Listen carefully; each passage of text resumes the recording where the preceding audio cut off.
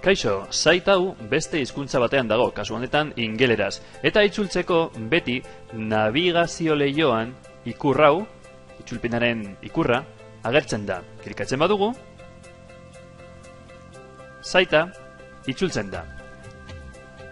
Badago beste modu bat, webguneak itzultzeko. Eta da guk gomendatzen duguna. Eta da, gehigarrietan gehitzea itzultzailea. Nola egiten da? Klikatu 3 puntutxoetan, más herramientas, extensiones. Bilatu gehigarri hori, kasu honetan da, traductor de Google. Ez bazaizue hemen ateratzen, zuzen, idatzi goiko barran, eta hemen dago, traductor de Google. Añadir a Chrome.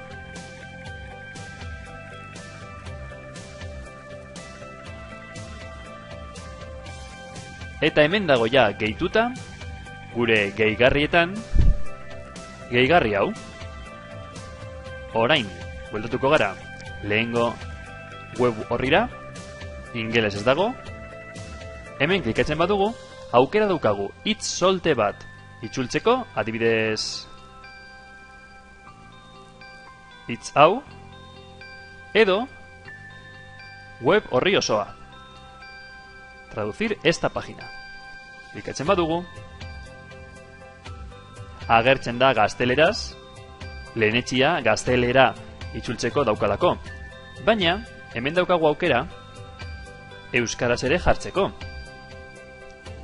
Klikatzen badugu euskara, euskaraz agertuko zaigu webgune hau.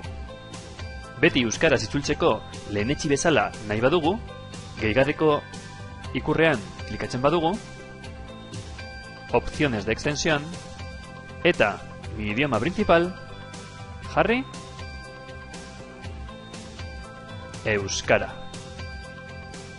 Guardar, eta orain, webgune bat itzultzean, beti, lehenetxi, euskarara itzuliko du.